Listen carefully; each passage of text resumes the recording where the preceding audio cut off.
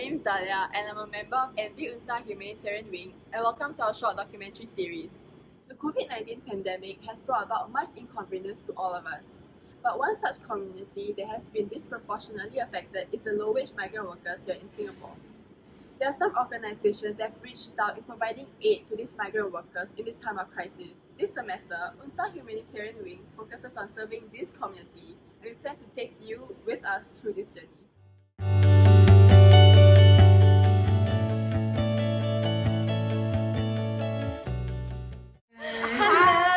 Hi, my name is Nazura. I'm in Year 3 Sociology and I am the Vice Chairperson of UNSA Humanitarian Wing.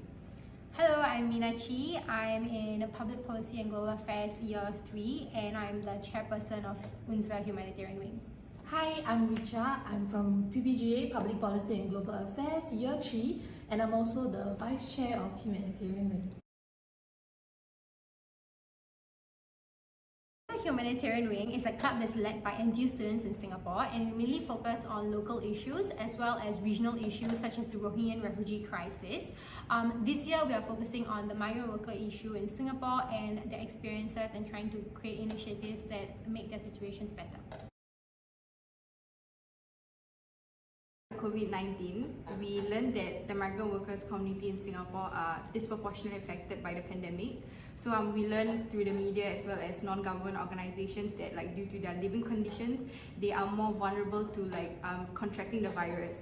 Furthermore, due to their precarious working status, thus uncertain working status, they are more vulnerable to exploitation, even more during the pandemic situation lah.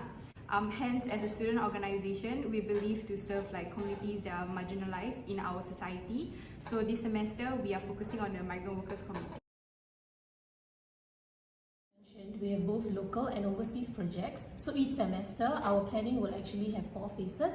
The first phase would actually be reaching out to the organizations. This way we know what are their needs, what do they require, and from there we can move into the next phase, which is planning. And then we have the third phase, which is dry runs. So dry runs, we will actually simulate what we have done, what we have planned, and see what works, what doesn't work. And finally, we have the execution, where we actually go down to the organizations or work with the organizations and carry out the activities we have planned. This semester, we will be working with migrant workers, and we have actually reached out to 2 main organizations. Firstly would be the Center for Domestic Employees as well as the Foreign Domestic Worker Association for Social Support and Training. We will be working with both organizations to help bring forth activities that cater to the mental and emotional well-being of these domestic workers. Yes, and the major 4 activities that we have planned is mask making, embroidery, cultural exchange, as well as personality quiz. Learning about the circumstances that the migrant workers are in Singapore, we learned that these situations has led to increased mental stress amongst them, especially during the pandemic where everything is very uncertain. So by focusing on mental and emotional well-being in our activities as well as raising awareness through our social media pages, we aim to encourage greater compassion towards not only our UNSA Humanitarian members as well as the NTU student body towards the migrant workers community, and to respect them as human beings and not treat them merely just as people related to their job scope. Through our awareness campaign, we also hope to bring to light the working conditions that these migrant workers face, as well as debunking any negative stereotypes as well as myths that are often associated to migrant workers in Singapore.